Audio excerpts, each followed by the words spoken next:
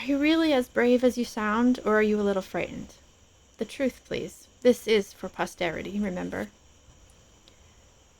I'm a little frightened, Wesley replied. The Count jotted that down, along with the time. Then he got down to the fine work, and soon there were tiny, tiny, soft-rimmed cups on the insides of Wesley's nostrils, against his eardrums, under his eyelids, above and below his tongue, and before the Count arose, Wesley was covered inside and out with the things. Now all I do, the Count said very loudly, hoping Wesley could hear, is get the wheel going to its fastest spin, so that I have more than enough power to operate. And the dial can be set from 1 to 20, and this being the first time, I will set it at the lowest setting, which is 1. And then all I need do is push the lever forward, and we should, if I haven't gummed it up, be in full operation. But Wesley, as the lever moved, took his brain away, and when the machine began, Wesley was stroking her autumn-colored hair and touching the skin of her wintry cream, and then his world exploded because the cups were everywhere, and before they had punished his body but left his brain. Not only the machine. The machine reached everywhere. His eyes were not his to control, and his ears could not hear their gentle, loving whisper, and his brain slid far from love into the deep vault of despair, hit hard, fell again, down through the house of agony into the county of pain. Inside and out, Wesley's world was ripping apart, and he could do nothing but crack along with it.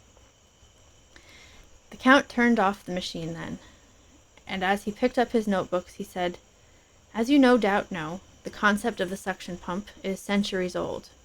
Well, basically, that's all this is, except instead of water, I'm sucking life. I've just sucked away 1 year of your life.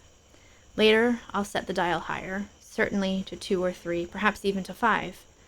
Theoretically, 5 should be 5 times more severe than what you've just endured, so please be specific in your answers. Tell me now, honestly, how do you feel?" In humiliation and suffering and frustration and anger and anguish, so great it was dizzying, Wesley cried like a baby. "Interesting," said the Count, and carefully noted it down. I gotta take a break here.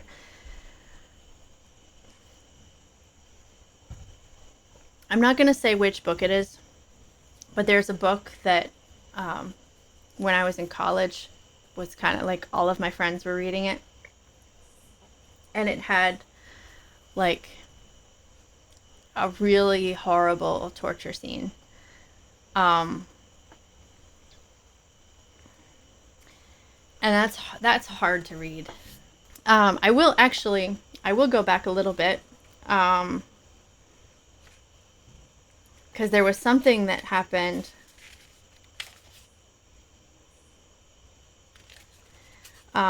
He's thinking about Buttercup at the same time that she's thinking about him. And I kind of just wanted to, I think partially because I knew what was coming, I kind of just wanted to like read it a couple of times and just soak it in, because it was like just a really sweet, like lovely moment. Now I can't find it, of course.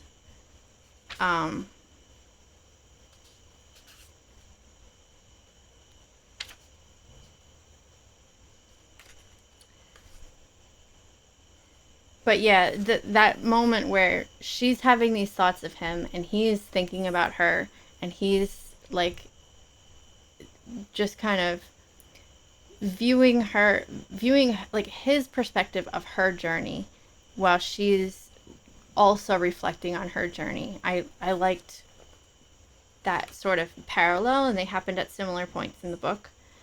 Let me see if I can find it.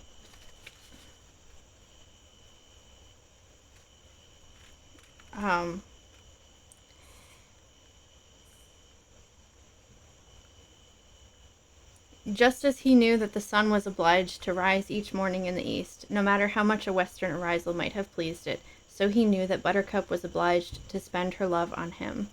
Gold was inviting, and so was royalty, but they could not match the fever in his heart, and sooner or later she would have to catch it. She had less choice than the sun. Um, it just kind of goes back to that inevitability that William Goldman is talking about in those interspersed parts of like you you you read a book and you know that the good guys are going to have a happy ending, and then the bad guys are going to get what's coming to them. And it's just like that inevitability of Wesley knowing, like, this is our story and she is eventually going to be with me. And because we're the two main characters in our story, it's just inevitable and neither of us has any choice.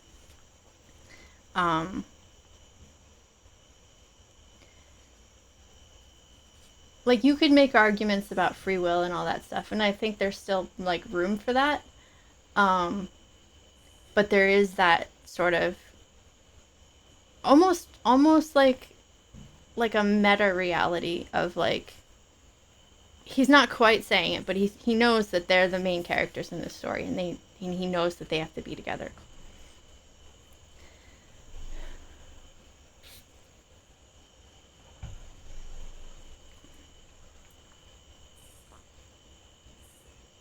All right, that makes sense. Yeah, I think we do that. Yeah, there's a thing in they kind of like talk about in acting class is everybody believes, every character that you could possibly play, we all believe that we're the main character in the story. So the villain does what they're doing because they believe that they're the main character and they believe that they're in the right. And so when you're trying to play that character, you have to find that reason for that, for why is this character acting in this way.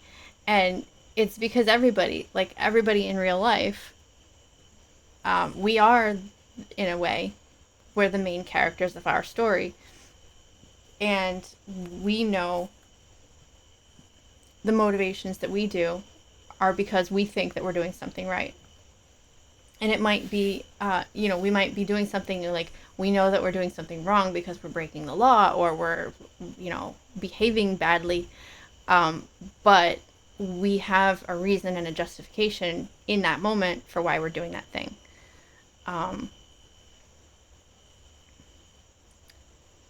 So it does feel like it's reflective of the real world, because when we're in our own like Buttercup and Wesley type of love story, right? We're like, oh, it's inevitable. These, we're bound to be together. And we might not in the end be with that person, but when we're in that moment, that's what it feels like. It feels like we're bound to be together.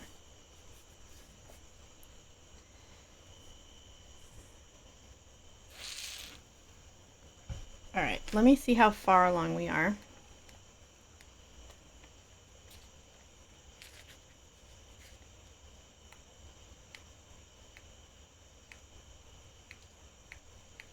Still got a ways, but we're getting close.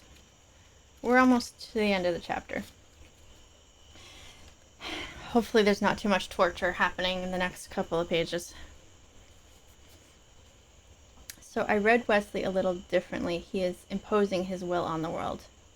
Yeah, I can see that.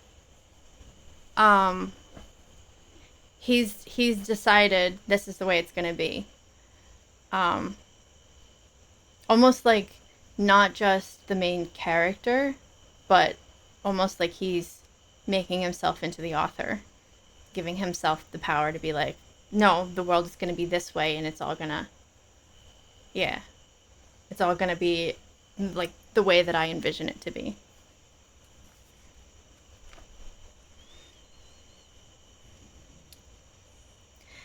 It took yelling, and it is within my power to make it that way. Yeah, he believes that he can do it, which is, I think, a critical point for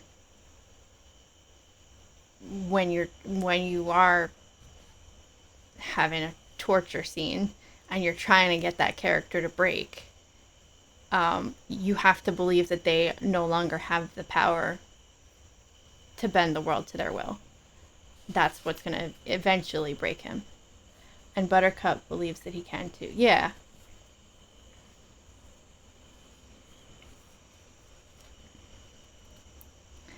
It took Yellen a week to get his enforcers together in sufficient number, together with an adequate brute squad. And so, 5 days before the wedding, he stood at the head of his company, awaiting the speech of the prince. This was in the castle courtyard, and when the prince appeared, the count was, as usual, with him, although not as usual, the count seemed preoccupied. Which, of course, he was, though Yellen had no way of knowing that. The count had sucked 10 years from Wesley this past week, and with the life of 65 that was average for Florinese male, the victim had approximately 30 years remaining, assuming he was about 25 when they started experimenting. But how best to go about dividing that? The count was simply in a quandary. So many possibilities, but which would prove scientifically most interesting? The count sighed. Life was never easy. "You are here," the prince began, "because there may be another plot against my beloved. I charge each and every one of you with being her personal protector. I want the thieves' quarter empty and all the inhabitants jailed 24 hours before my wedding. Only then will I rest easy. Gentlemen, I beg you, think of this mission as being an affair of the heart, and I know you will not fail." With that, he pivoted, and followed by the count, hurried from the courtyard, leaving Yellen in command. The conquest of the thieves' quarter began immediately. Yellen worked long and hard at it each day, but the thieves' quarter was a mile square, so there was much to do. Most of the criminals had been through unjust and illegal roundups before, so they offered little resistance. They knew the jails were not celled enough for all of them, so if it meant a few days' incarceration, what did it matter? There was, however, a second group of criminals, those who realized that capture meant, for various past performances, death, and these, without exception, resisted. In general, Yellen, through adroit handling of the brute squad, was able to bring these bad fellows eventually under control. Still, 36 hours before the sunset wedding, there were half a dozen holdouts left in the thieves' quarter. Yellen arose at dawn, and tired and confused. Not one of the captured criminals seemed to have come from Gilder. He gathered the best of the brute squad and led them into the thieves' quarter for what simply had to be the final foray. Yellen went immediately to Falkbridge's alehouse, first sending all save 2 brutes off on various tasks, keeping a noisy one and a quiet one for his own needs. He knocked on Falkbridge's door and waited. Falkbridge was by far the most powerful man in the thieves' quarter. He seemed almost to own half of it, and there wasn't a crime of any dimension he wasn't behind. He always avoided arrest, and everyone except Yellen thought Falkbridge must be bribing somebody. Yellen knew he was bribing somebody, since every month, rain or shine, Falkbridge came to Yellen's house and gave him a satchel full of money. "Who?" Falkbridge called from inside the alehouse. "The chief of all enforcement in Florence City, accompanied by brutes," Yellen replied. Completeness was one of his virtues. "Oh." Falkbridge opened the door. For a power, he was very unimposing, short and chubby.